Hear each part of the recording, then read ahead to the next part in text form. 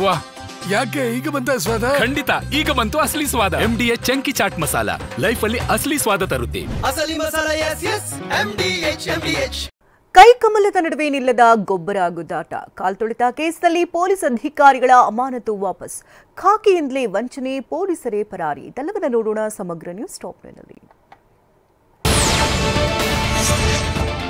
ರಾಜ್ಯದಲ್ಲಿ ಯೂರಿಯಾಗೆ ಬೇಡಿಕೆ ಹೆಚ್ಚಿದ ಹಿನ್ನೆಲೆಯಲ್ಲಿ ರಾಜ್ಯ ಬಿಜೆಪಿ ಸಂಸದರ ನಿಯೋಗ ಕೇಂದ್ರ ರಾಸಾಯನಿಕ ಮತ್ತು ರಸಗೊಬ್ಬರ ಸಚಿವ JP ನಡ್ಡಾರನ್ನ ಭೇಟಿಯಾಗಿದೆ. ಪ್ರಹ್ಲಾದ್ ಜೋಶಿ ನೇತೃತ್ವದ ನಿಯೋಗ ಕೇಂದ್ರ ಸರ್ಕಾರ 1.65 ಲಕ್ಷ ಮೆಟ್ರಿಕ್ ಟನ್ ಯೂರಿಯಾ ಪೂರೈಸಿದೆ. ರಾಜ್ಯದಲ್ಲಿ ಉತ್ತಮ ಮಳೆಯಾಗಿದ್ರಿಂದ ಯೂರಿಯಾಗೆ ಬೇಡಿಕೆ ಹೆಚ್ಚಿದೆ. ಕರ್ನಾಟಕಕ್ಕೆ ಅಗತ್ಯವಿರುವಷ್ಟು ಯೂರಿಯಾ ಪೂರೈಸುವಂತೆ ನಡ್ಡಾಗೆ ಮನವಿ ಮಾಡಿದೆ. ಕರ್ನಾಟಕದಲ್ಲಿ ಯೂರಿಯಾ ಗೊಬ್ಬರದ ಅಭಾವವಿಲ್ಲ ಅಂತ ಕೇಂದ್ರ ಸಚಿವ ಜೋಶಿ ಟ್ವೀಟ್ ಮೂಲಕ ಮಾಹಿತಿ ಹಂಚಿಕೊಂಡಿದ್ದಾರೆ. ರೈತರಿಗೆ ಬೇಕಾದ ಯೂರಿಯಾ ಈಗಾಗಲೇ ನೀಡಲಾಗಿದೆ. JP ನಡ್ಡಾ ಭೇಟಿಯಾಗಿದ್ದೇವೆ. ರಾಜ್ಯಕ್ಕೆ ಅಗತ್ಯ ಯೂರಿಯಾ ಗೊಬ್ಬರ ಪೂರೈಸಲು ಮನವಿ ಮಾಡಿದ್ದೇವೆ ಅಂತ ತಿಳಿಸಿದ್ದಾರೆ. ಈ ಸರ್ಕಾರ ಬಂದ ಮೇಲೆ ರೈತರು ರಸಗೊಬ್ಬರ ಸಿಗದೆ ಬೀದಿಗಳಲ್ಲಿ ನಿಂತಿದ್ದಾರೆ ಅಂತ ವಿಪಕ್ಷ ನಾಯಕ ಅಶೋಕ್ ವಾಗ್ದಾಳಿ ನಡೆಸಿದ್ದಾರೆ. ಮೈಸೂರಿನಲ್ಲಿ ಮಾತನಾಡಿದ ಅಶೋಕ್, ಯೂರಿಯಾ ಸ್ಟಾಕ್ ಇಲ್ಲ ಅಂತ ಕೃಷಿ ಮಂತ್ರಿ ಹೇಳ್ತಿದ್ದಾರೆ. ಕೇಂದ್ರದಿಂದ 8.73 ಲಕ್ಷ ಮೆಟ್ರಿಕ್ ಟನ್ ರಸಗೊಬ್ಬರ ಬಂದಿದೆ. ಈವರೆಗೆ 7 ಲಕ್ಷ ಮೆಟ್ರಿಕ್ ಟನ್ ಗೊಬ್ಬರ ವಿತರಣೆ ಮಾಡಿದ್ದಾರೆ. ಉಳಿದ ರಸಗೊಬ್ಬರ ಎಲ್ಲಿಗೋಯ್ತು? ರಾಜ್ಯ ಸರ್ಕಾರ ಉತ್ತರಿಸಲಿ ಅಂತ ಆಗ್ರಹಿಸಿದ್ದಾರೆ.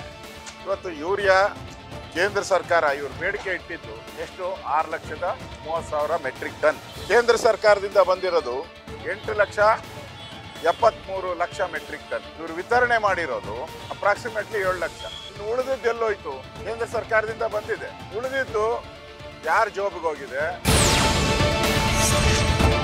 ರಾಜ್ಯದಲ್ಲಿ ರಸಗೊಬ್ಬರ ಕೊರತೆಗೆ ಕೇಂದ್ರ ಸರ್ಕಾರ ಕಾರಣ ಅಂತ ಯಾದಗಿರಿಯಲ್ಲಿ ಅರಣ್ಯ ಸಚಿವ ಈಶ್ವರ್ ಖಂಡ್ರೆ ಆರೋಪಿಸಿದ್ದಾರೆ. ರಸಗೊಬ್ಬರ ಪೂರೈಸುವ ಜವಾಬ್ದಾರಿ ಕೇಂದ್ರ ಸರ್ಕಾರದ್ದು. ಕರ್ನಾಟಕಕ್ಕೆ ಬೇಕಾದಷ್ಟು ರಸಗೊಬ್ಬರ ಪೂರೈಕೆ ಮಾಡಲಿ. ರಾಜ್ಯ ಬಿಜೆಪಿಗರು ಕೇಂದ್ರದ ವಿರುದ್ಧ ಹೋರಾಟ ಮಾಡಲಿ. ಕಾಂಗ್ರೆಸ್ ಸರ್ಕಾರ ರೈತರ ಪರವಿದೆ ಅಂತ ಹೇಳಿದ್ದಾರೆ. ರಸಗೊಬ್ಬರ ಕೊರತೆ ಉಂಟಾಗಲಿಕ್ಕೆ ನೇರವಾಗಿ ಕೇಂದ್ರ ಸರ್ಕಾರ ಕಾರಣ ಇದೆ. ಭಾರತೀಯ ಜನತಾ ಪಕ್ಷದ ಕೇಂದ್ರದ ಬಿಜೆಪಿ ಸರ್ಕಾರ ಕಾರಣ ಆಗಿದೆ. ರಸಗೊಬ್ಬರ ಸರಬರಾಜು ಮಾಡುವಂಥ ಜವಾಬ್ದಾರಿ ರಾಜ್ಯ ಸರ್ಕಾರದ, ಕೇಂದ್ರ ಸರ್ಕಾರದ. ಮತ್ತೆ ನಾವು ಪ್ರಸ್ತಾವನೆ ಕಳಿಸಿದ್ದೇವೆ. ಸುಳ್ಳು ಆರೋಪ ಮಾಡೋದು ನೋಡಿದಿರಿ. ಸುಳ್ಳೆ ಅವರ ಮನೆ ದೇವರು, ಸುಳ್ಳೆ ಅವರ ಮನೆ ದೇವರು. ಜಾತಿ ಮಠಗಳಿಂದ ಸಮಾಜ ಕಲುಷಿತವಾಗಿದೆ ಎಂಬ ಹೇಳಿಕೆಗೆ ರಂಭಾಪುರಿ ಸ್ವಾಮೀಜಿ ಸ್ಪಷ್ಟನೆ ಕೊಟ್ಟಿದ್ದಾರೆ. ನಾನು ಹಿಂದುಳಿದ ವರ್ಗ, ದಲಿತರ ಬಗ್ಗೆ ಹೇಳಿಕೆ ನೀಡಿಲ್ಲ. ತಪ್ಪು ಗ್ರಹಿಕೆಯಿಂದಾಗಿ ಶ್ರೀಗಳು ಸುದ್ದಿಗೋಷ್ಠಿ ನಡೆಸಿದ್ದಾರೆ. ನಾನು ಅಂತಹ ಮಾತು ಆಡಲಿಲ್ಲ.